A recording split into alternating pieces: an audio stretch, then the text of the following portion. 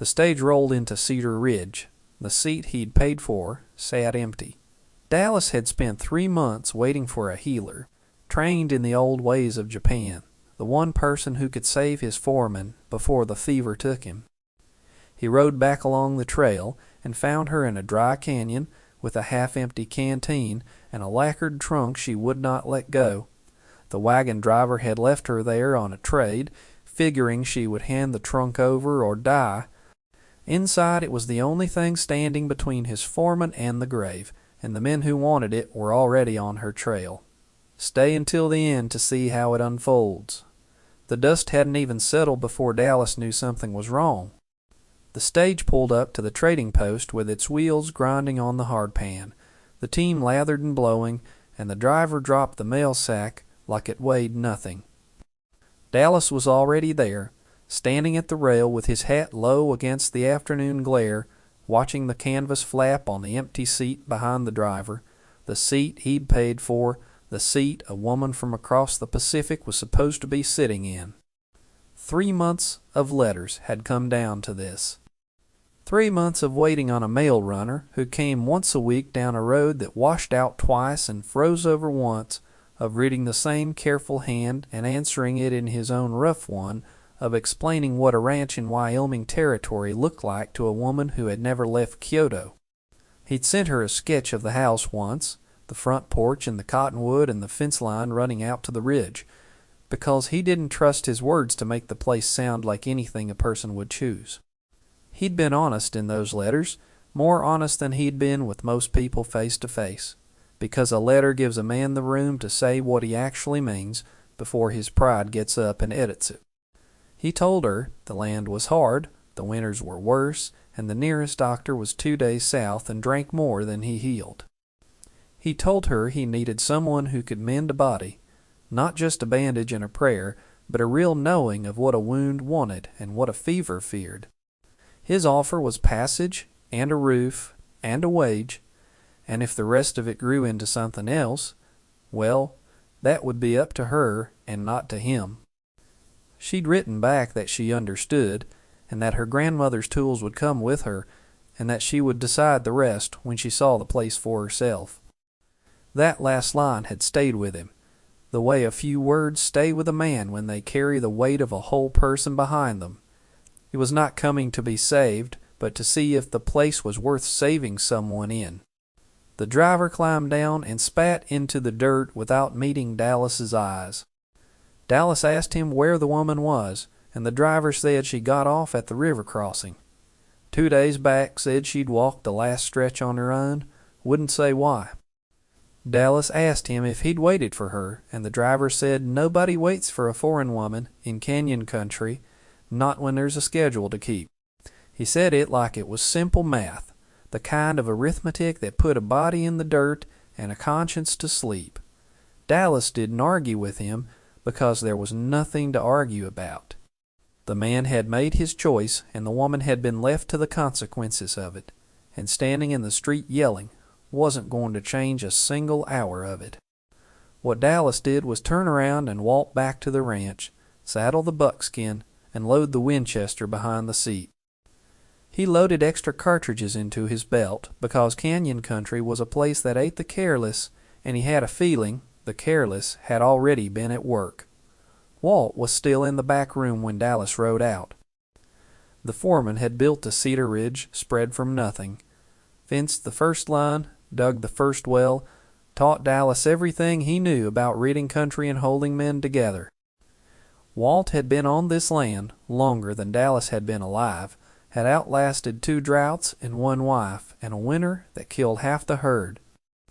The thought of losing him now to a cut that went bad was the kind of thought Dallas couldn't hold in his head for long without his hands going tight on the reins. Now he lay on a cot with a wound in his side, gone black and sweet-smelling, the fever climbing out of him in waves that soaked the sheets. It had started as a clean enough cut, a mishandled blade at castration time, the kind of nick every hen gets and forgets about. But the dirt had gotten into it, and the dirt had its own ideas, and in 3 days the wound had turned from a scratch into a thing that was eating the man from the inside out.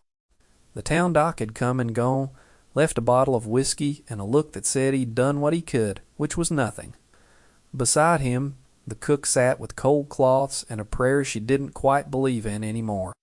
Dallas told her to keep the cloths cold and the man still, and that he'd be back with the only chance Walt had. He didn't say it like a promise, but the way a man says something he means to make true, whether the world agrees or not. Then he turned the buckskin south and put the wrench behind him, and he rode into the canyon country with the sun going copper on the ridges and the trail already going cold. It took him most of 2 days to find her, and he almost didn't. The river crossing was a churn of mud and broken brush, and the trail on the far side split 3 ways into country that looked the same in every direction. Red rock and pale dust, and nothing moving but the heat. He circled wider each hour, reading the ground the way Walt had taught him, looking for a sign that a woman on foot had passed this way. A woman alone in canyon country didn't leave much of a trail, and what she left the wind ate. He found her by accident.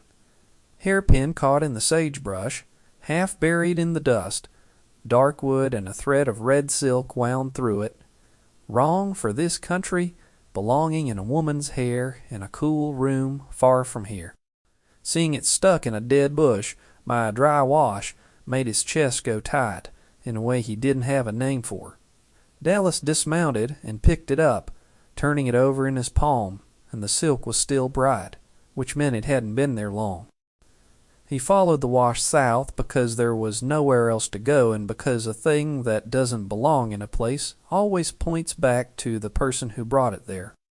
The country opened up the farther south he went, the walls of the wash dropping away into a wide flat of pale rock and shadow, the kind of ground that hides a body as easy as it hides a stone.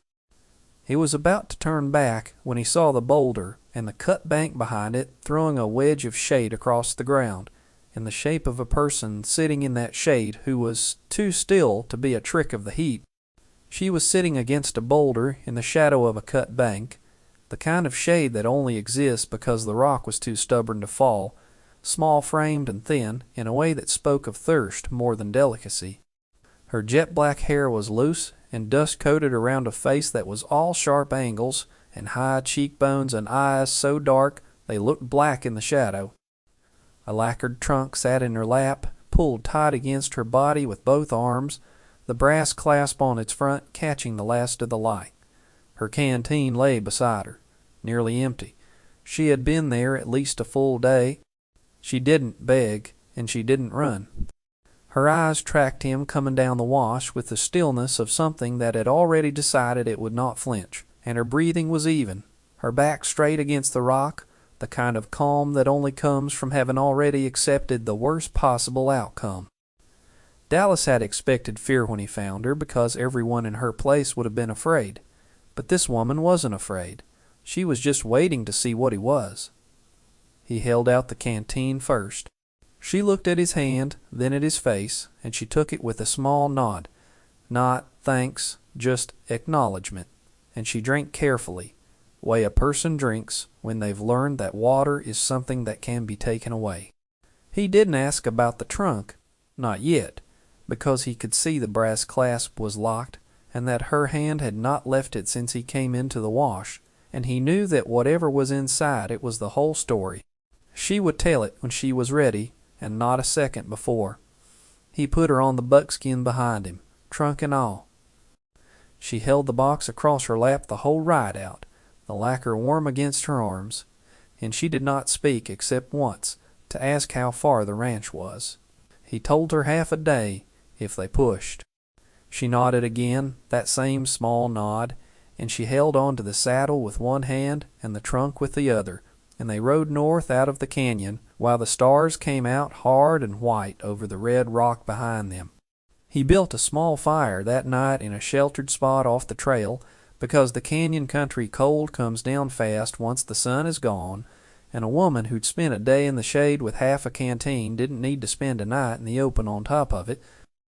She sat across the fire from him with the trunk beside her knee, and she ate the hard bread he offered in small, careful bites, wrapping half of it in her sleeve for later, the habit of someone who had gone hungry too long to trust a full meal.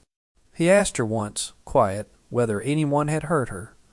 She shook her head, and he believed her, and he was glad of it in a way that surprised him, because he hadn't known he was holding his breath until he let it go. The trunk was the thing he couldn't stop thinking about. Too fine for this country, too carefully kept, the lacquer still shining even after a day in the dirt.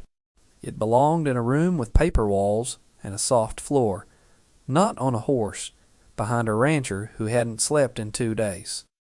He didn't say any of this, just noticed it, the way a man notices a detail that shouldn't be there and lets it pull him forward into the story it's trying to tell. They reached the ranch after midnight, the kerosene lamp in the window throwing a wobbling amber square across the yard. The cook came out with a rifle she lowered when she saw his face, and she looked at the woman on the horse and the trunk in her arms and didn't say a word, just led them inside. Walt was worse.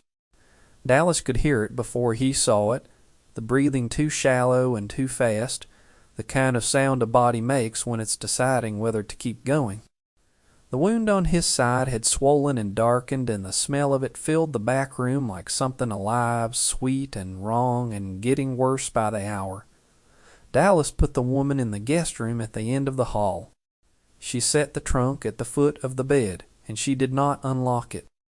He stood in the doorway and asked her plainly if she could help Walt, and she looked past him toward the sound of the foreman's breathing and said she could try, but she would need her tools.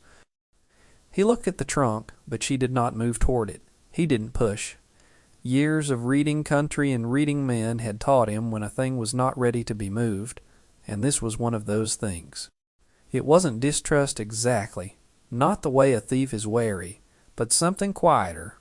A door she would open when she knew where she stood and who she stood with. Dallas understood that, even if he didn't understand the lock. He told her to rest, and that Walt would still be there in the morning, and that he hoped her tools would be too. She said nothing, and he left. The youngest hand was leaning on the corral fence in the dark, and he said what the whole ranch was thinking before Dallas could get inside. No foreign woman with a toy box was going to do what the doc couldn't, and they were watching a man die on a bet. Dallas didn't give him a speech, just a look, the kind that ends a conversation without raising a voice, and the hen went back to his post and didn't say it again. The turning point wasn't words, but the silence Dallas left behind him, and the fact that he didn't argue, because the truth of it would show itself, or it wouldn't, and talking wouldn't change which one. But he did say one thing, low, as he passed the kid back toward the door, that Walt built this ranch, and if there's a chance in that box, then that box gets all the room it needs, and he walked. That hand stayed at the fence a long time after. Looking at his boots, he checked on Walt twice in the night. The fever was climbing, the cloths heating up as fast as the cook could cool them, and the foreman's skin had gone the color of old wax. Between checks, Dallas walked past the guest room and saw her through the gap in the door, sitting on the floor beside the trunk, her hand flat on the lid, her eyes open, not sleeping. The lock was still closed, and she sat with it the way a person sits with a decision, and he realized then that she was not being stubborn or ungrateful, but careful in a world that had already tried to take the thing from her once. He could not blame her for that. He went to bed without asking again, and lay there in the dark, listening to Walt breathe, thinking about the trunk and about the way she'd sat against that boulder in the canyon with the same stillness she was sitting with now. He understood that whatever was in that box was her whole purpose in crossing an ocean, the reason she had refused to die in a dry wash over it, and the reason she was sitting awake in a stranger's house, deciding whether to trust him with it. The only thing he could do, he decided, was be worth trusting, and let the rest be up to her.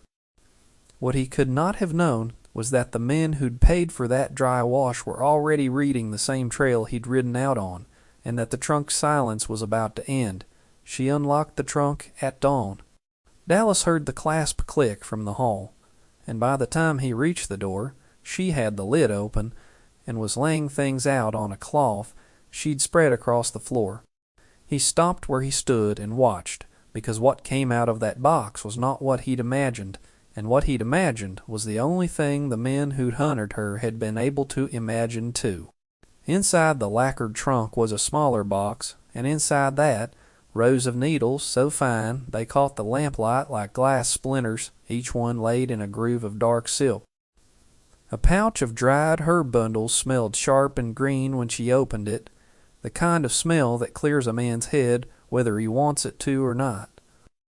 There was a cone of something fibrous and dry, pale and light, that he would learn was called yomogi, and a small stone mortar and pestle worn smooth by a generation of hands, and a folded paper covered in characters he couldn't read, and a cake of dark soap, and a roll of clean linen. That was all. There was no gold, no deed, no strong box, just needles and dried plants and the tools of a trade, and they were the reason men had tried to kill her. She didn't explain any of it. She gathered what she needed and walked past him to the back room, and he followed because there was nothing else to do. Walt was gray, his lips cracked, the wound on his side still swollen and dark. At the cot she knelt and ground herbs in the mortar with quick, sure strokes, and she added water and worked the paste into something thick and dark, and she laid it across the wound with hands that did not shake. The smell filled the room at once, sharp and green and warm, and the cook crossed herself in the doorway. Then she did the thing that changed Dallas's face. She lit a pinch of the dried fiber and held the ember close to certain points on Walt's torso, just above the skin, and a thin curl of smoke rose from it, warm and strange, smelling of something like incense and something like medicine, and nothing he had a word for. From point to point she moved the ember with a patience that said she had done this 1,000 times, that her hands remembered where to go, even if her mind was elsewhere. The smoke climbed in a slow thread and broke against the low ceiling, and the room filled with a warmth that had nothing to do with the fire, the kind of warmth that settles into a place when something old and sure is being done in it.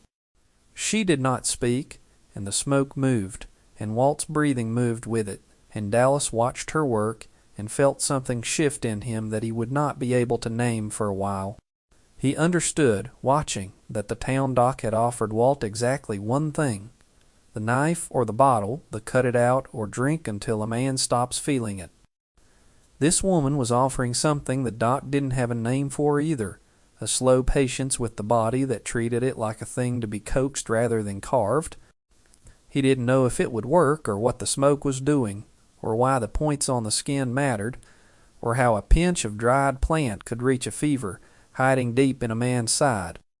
But he watched Walt's face, and he watched the woman's hands, and he decided that not understanding a thing was not the same as a thing not being real.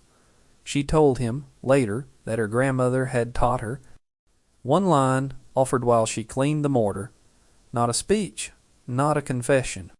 She said the old ways were being pushed out of Japan by the new doctors, that there was less and less room for a woman who carried her grandmother's needles, and so she had answered a letter from a rancher in a country she'd never seen, because there at least the work might still be wanted. It was the way she said everything, flat and even, and Dallas understood that the trunk was a whole lineage in a foot of lacquer, and she had carried it across an ocean because there was no one left to carry it to at home. By evening, Walt's breathing had eased, the swelling had stopped spreading, and the sweet, wrong smell was fading under the sharp green one, and the foreman's color had come back a shade toward human. Quietly, the cook cried into her apron. The youngest hand stood in the doorway and said nothing, which was the closest thing to an apology he knew how to make. Dallas sat on the porch and watched the sun go down and let himself feel, for the first time in 3 days, that the man who'd built this place might actually live through the week. He did not know yet that the calm was borrowed, and that the thing which had chased her into the canyon had followed the trunk all the way home. The calm lasted one more night, and then the past caught up the way it always does, riding in on a decision someone else had already made for her. Walt was stable but not safe, the fever held down but not broken, and Dallas had posted the youngest hand on the ridge to watch the south trail because canyon country had a long memory, and he didn't trust the quiet. It was the second night when she finally told him what had happened out there, and she told him at the kitchen table with the kerosene lamp between them, throwing amber light across the lacquered trunk, which sat between them like a third person who'd been waiting to speak. The wagon driver had not been alone. 2 riders had met them at the river crossing, men who'd heard a foreign woman was hauling a strong box east, and they wanted what was inside it. They believed the lacquer and the brass clasp meant money, the way men in territory country believe anything shiny must be worth dying for or worth killing for, which to them came to the same thing. The driver took their coin and left her there as the trade, figuring she would hand the box over or die in the wash, and either way he'd been paid and the matter was settled. She did not hand it over, but picked up the trunk and walked into the canyon and found the deepest shade the rock would give her, and sat down to wait for whatever came next. Inside, it was her grandmother's life's work, and the only reason she'd crossed the water, and she had already decided what she would die for if it came to that. She told him this part, the way she told him everything, without performance and without self-pity, and that was what made it land the hardest, the flatness of it, the way a person describes a thing they have already survived when the surviving no longer surprises them. Dallas listened to all of it without interrupting, and when she finished, he sat quiet for a long time, because what she'd told him rearranged something in his head that he hadn't known was out of place. He'd sent for a healer, and he told himself that was a practical thing, a man solving a problem with the best tool he could find. But the woman across the table had been sold for a trunk men thought was full of money, and it was full of needles and dried plants, and she had walked into the desert rather than let them have it. He had not expected that, had expected, if he was honest, someone who would be grateful to arrive, someone who would fold herself into the life he offered, because he was the one doing the saving. What he had not expected was a woman who had already chosen the thing she would protect with her life, and who did not need him to rescue her so much as she needed a roof to do her work under while she finished rescuing herself. The understanding landed slowly, the way understanding does when it costs a man the story he'd been telling himself. He had ridden out to find a healer who never came, and what he'd found was a woman who had already survived the worst the road had to offer, alone with a box of dried plants and a decision she'd made before he ever knew her name. The rescue had already happened, done by her alone in a dry wash with nothing but her grandmother's tools and a calm that only comes from having already accepted the worst. He had simply arrived after and offered her a horse and brought her to a man she might still save, and the protector in the story was not who he'd thought it was. He told her then that no one was taking the trunk. He said it flat, one line, not a vow, and not a speech, just a fact, the way he'd state the weather or the price of feed. She looked at him across the lamp, and she did not thank him, and she did not argue, and she gave him that same small nod she'd given him in the canyon when he'd handed her the canteen. It was not gratitude. It was recognition, the kind that passes between 2 survivors who understand what it costs to hold a line by yourself, and who know that sometimes the only thing left is to stand next to someone holding the same line. She asked him after a while why he had ridden out alone to find her instead of sending a hand. He thought about it before answering, because the honest answer was not the one he would have given a week ago, and said a man who'd written the letters ought to be the one who rode the trail, and that sending someone else would have made the words in those letters cheaper than he wanted them to be. She considered that, and said nothing, but the way she looked at the lamp after told him she had heard the thing under the words, which was that he had come to find her because she had become real to him somewhere in those letters, and real people are not errands a man sends a hand to fetch. He left her at the table with the trunk and the lamp, and went to check the ridge, because the men who'd paid the driver were still out there. The trunk was not worth a life to anyone but her, and that was exactly the problem. because it meant they would come for it not knowing what it was and not caring what it cost. The youngest hen saw them before noon. A rider on the south ridge, sitting the horse easy, watching the ranch through the heat shimmer the way a man watches a store before he robs it. Then a second, lower down along the creek. Then a third, coming in from the east where the trail folded behind the barn. The same kind of men, or their kind, the sort who followed a trunk across 2 days of canyon because they'd been told it held something worth the ride, and who would not believe the truth of it until they'd pried it open and found nothing they wanted.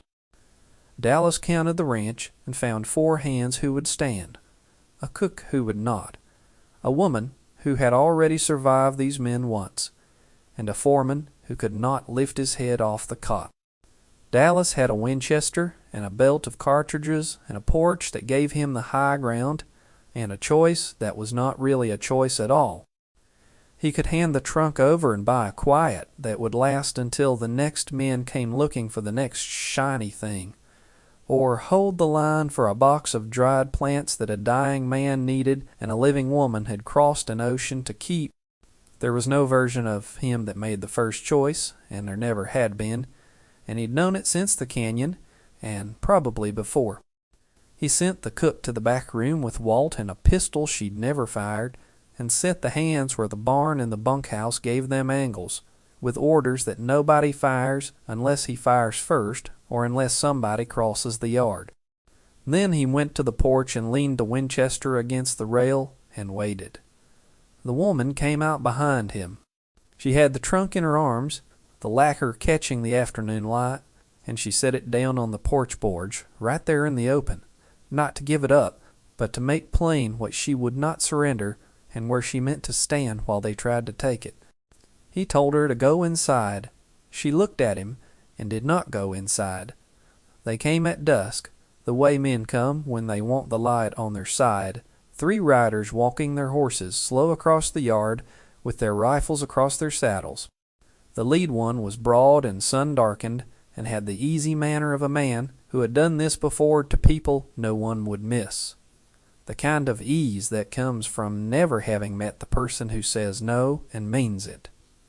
He called up to the porch that he'd heard there was a foreign woman with a strong box, and that he meant to have it, and that a smart man would step aside and let the business sort itself out. He called her a foreigner the way a man calls a horse a color, like it was all she was. The woman on the porch did not move at the word, because she had been called less and worse on the road that brought her here, and a name a stranger throws only sticks if a person lets it. Dallas didn't step aside.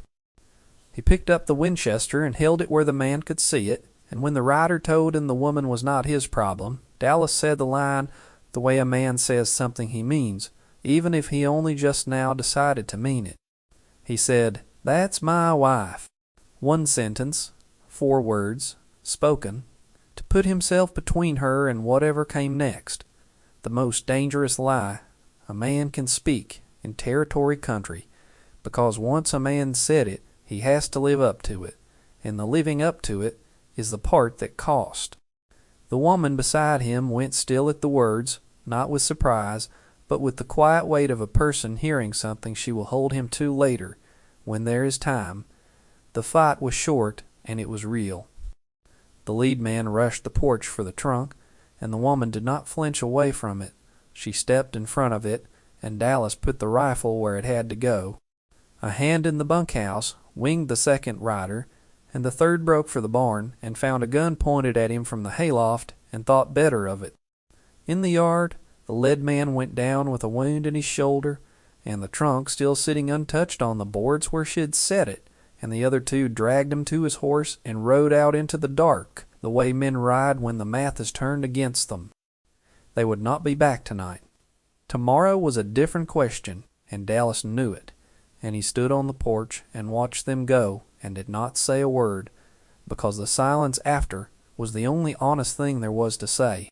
She was still standing beside the trunk. She had not moved. He looked at her, and she looked at him, and neither of them spoke, because what had just happened had said everything that needed saying in words would only have made it smaller. He picked up the trunk and carried it inside, and she walked beside him, and the lie he'd told on the porch was still in the air between them, and neither of them had called it a lie, and neither of them had called it anything else. The fever chose that night to break, or to try to break him, the way a body sometimes rallies against the cure right when the cure starts to work. Dallas had the hands watch the south trail in shifts, and between the watches he stood in the doorway of the back room and watched the woman work. For the first time in his life he understood that he was the one who was helpless here, and she was the one who was not, and the only thing he could contribute was to stay out of her way and let her do what she'd crossed an ocean to do. She ground more of the sharp green herbs, and laid a fresh poultice on the wound, and lit the yomogi again, and moved the ember across the points on Walt's torso with the same slow patience she'd used before. The smoke rose in a thin curl that caught the lamplight and made her shadow move on the wall like something old and patient and sure. She worked through the whole night without speaking, the kerosene lamp throwing its amber light across her face, her hands steady, her breathing even. Dallas understood that this was the thing the men in the canyon had tried to steal, this quiet competence in the dark over a dying man, and it had been worth nothing to them, and it was worth everything to the man on the cot. Toward dawn, Walt's breathing changed. It deepened, and it slowed, and the flush began to pull back from his face the way a tide pulls back from a shore. The swelling receded, and the wound, which had been angry and dark for days, was closing clean under the poultice, the edges drawing together the way a thing heals when it has finally been given what it needed. The sweet wrong smell was gone entirely, replaced by the sharp green of the herbs and the clean mineral of the yomogi smoke, and the room smelled like a place where a man had been brought back from the edge rather than left to slide over it. He opened his eyes near first light, and he looked at the woman kneeling beside him, and he looked at Dallas in the doorway, and he did not say anything, he just breathed, and the breathing was the whole story. When the sun came up, the fever broke. The cook came in and put her hand over her mouth and turned around so nobody would see her cry. Walt would live, and he would keep the arm, and he would be back on a horse in a season. And the woman who had made that possible was washing her needles in a basin of water, gone pink with the night's work. She dried each one and laid it back in its groove of dark silk, closed the inner box, set it in the trunk, and locked the brass clasp, the same trunk men had ridden out of the dark to steal, full of nothing but a dead woman's gift and a living woman's hands. Dallas thanked her and said it simply, the way a man says the only true thing he has. She did not wave it off or tell him it was nothing, because it was not nothing. It was her whole life in a foot of lacquer and a night she would not get back. She looked at him and something passed between them. Not love, not even trust, but a recognition, the kind that comes when two people who have both learned what it cost to stand alone finally stand next to someone and realize they do not have to. The lie he'd told on the porch was still between them, and neither of them had taken it back, and neither of them had turned it into anything else yet, and that was where they left it, because some things do not get named the day they start. They get named later, when both people are ready. The trunk sat at the foot of the bed in the guest room, unlocked now, the lacquer catching the morning light through the window. On the porch rail where he'd left it, a cup of tea she'd made him sat cooling in the sun, and the smell of it was green and strange, and nothing like the country he'd been born in, and he drank it anyway, and it was good. If this story moved you, hit that like button and drop a comment with your city so I can see how far it travels. The writers may come back, the lie may become something else. Neither of them has decided yet, and that is exactly where the story keeps breathing.